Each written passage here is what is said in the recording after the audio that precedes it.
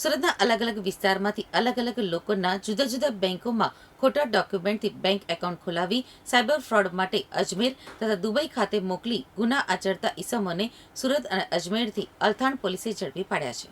મળતી માહિતી મુજબ સુરતના અલથાણ પોલીસ મથકમાં એક ફરિયાદીએ ફરિયાદો નોંધાવી હતી કે તેના બેંક એકાઉન્ટમાં લાખો રૂપિયાના બોગસ ટ્રાન્ઝેક્શન થયા છે. જે આધારે અલથાણ પોલીસે ગુનો નોંધી તપાસ હાથ ધરી હતી. દરમિયાન અલથાણ પોલીસની ટીમે સુરત શહેર ખાતે અલગ અલગ માણસોને રૂપિયાની લાલચ આપી તેમની પાસે અલગ અલગ બેંકોમાં બેંક એકાઉન્ટ ખોલાવી બેંક એકાઉન્ટ કીટો અને સિમ કાર્ડ અજમેર તથા દુબઈ ખાતે મોકનાર ભાવિક ઉર્ફે પ્રિન્સ શ્રીવાસ્તવને ઝડપી પાડ્યો હતો અને તેને કોર્ટમાં રજૂ કરીને 28 ફેબ્રુઆરી સુધીના રિમાન્ડ મેળવ્યા હતા. આરોપીના રિમાન્ડ દરમિયાન જાણવા મળ્યું હતું કે રવિ ગાબાણી તથા તરુણ રાઠોડ નામના ઈસમોએ અલગ અલગ બેંકોમાંથી 10 જેટલા એકાઉન્ટ ખોલાવી બેંક એકાઉન્ટ કીટો જેમાં પાસબુક તથા એટીએમ અને સિમ કાર્ડ ભાવિક શ્રીવાસ્તવને આપતા તે અજમેર ખાતે મોકલ્યા હતા. જેથી રવિ ગાબાણી અને તરુણ રાઠોડને પણ પોલીસે 25મી ફેબ્રુઆરીના રોજ ઝડપી પાડ્યા હતા, જેઓ હાલ કોર્ટ કસ્ટડીમાં લાજપોર જેલમાં છે. ભાવિક શ્રીવાસ્તવ બેંક એકાઉન્ટ કીટો તથા સિમ કાર્ડ કુરિયર મારફતે અજમેર ખાતે કોઈ બાલકિશન નામના ઈસમને જનાના હોસ્પિટલ પાસે મોકલતો હતો. જેથી પોલીસે એક ડમી પાર્સલ બનાવી કુરિયર મારફતે અજમેર મોકલ્યું હતું અને બીજી બાજુ પોલીસની એક ટીમ તૈયાર કરીને અજમેર ખાતે મોકલી હતી. જ્યાં અજમેર ખાતે બાલકિશનને ફોન કરીને પાર્સલ લઈ જવાનું કહેતા એક ઈસમ પાર્સલ લેવા માટે આવ્યો હતો. પોલીસે તેને ઝડપી પાડી પૂછપરછ કરતા તેનું નામ સુરેન્દ્ર ઉર્ફે બાલકિશન ઓમપ્રકાશ ગૌડ હોવાનું સામે આવ્યું છે.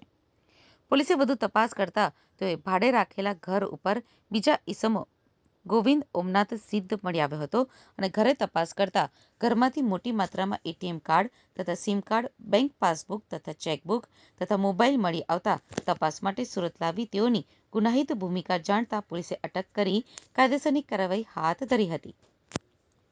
તેમજ કુલ 35 જેટલા બેંક એકાઉન્ટના સ્ટેટમેન્ટ જોતા 11 કરોડના ટ્રાન્ઝેક્શન થયા હોવાનું સામે આવ્યું હતું.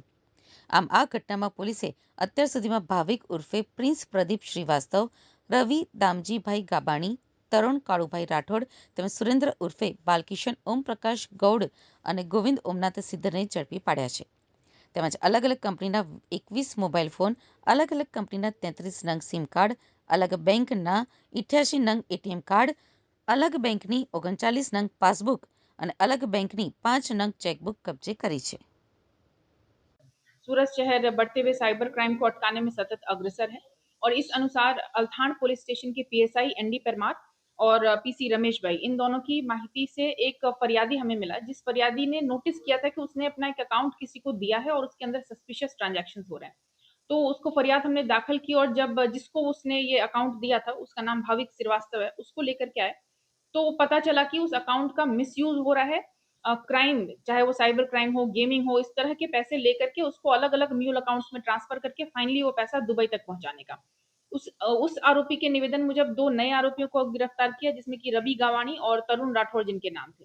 और इन तीनों के निवेदन से एक पूरे रैकेट का पता चला, जिसमें कि यहाँ से अकाउंट खुलवा करके उस अकाउंट की पूरी किट लेकर के वो किट को वो अजमेर और दुबई भेज रहे हैं और इसमें पूरे पैसों का ट्रांजैक्शन म्यूल अकाउंट्स के थ्रू हो रहा है. तो पुलिस ने एक डमी किट बना करके उन अजमेर के आरोपियों को कांटेक्ट करके वहां पर भेजा और वहां पर ये 2 आरोपी सुरेश सिद्ध और सुरेश गौर और गोविंद सिद्ध, इन दोनों को अरेस्ट किया और इनके पास से वहां पर अलग अलग कंपनियों के कुल 21 mobile phone, 33 SIM card, 88 ATM card, 39 bank passbook और 5 चेकबुक जैसे मिले.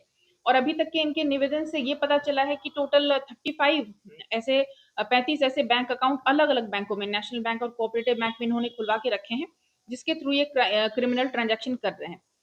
कुल 11 करोड़ का अभी तक हमें तक ट्रांजैक्शन पता चला है और आगे की तपास जारी है.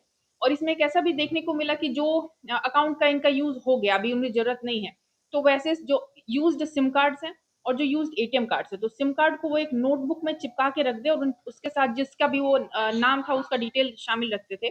और एटीएम कार्ड्स को डिफरेंट बुक्स में, फिक्शन नॉन फिक्शन बुक्स के अंदर डाल करके चिपका करके उनकी विगत के साथ वो रखते थे. अभी इन दोनों आरोपी को अरेस्ट किया गया और इनकी फर्दर पूछताछ और टेक्निकल तरीके से इन्वेस्टिगेशन अभी जारी है. मैम, इस मामले में कितने आरोपी शामिल हैं और ये जो ट्रांजैक्शन होता था वो किस तरह का पैसा होता है? टोटल अभी तक 5 आरोपियों को हमने अरेस्ट कर लिया, जैसे मैंने बताया, भाविक श्रीवास्तव, रवि भाई गवाणी, तरुण राठौर, सुरेंद्र गौड़, गोविंद सिद्ध.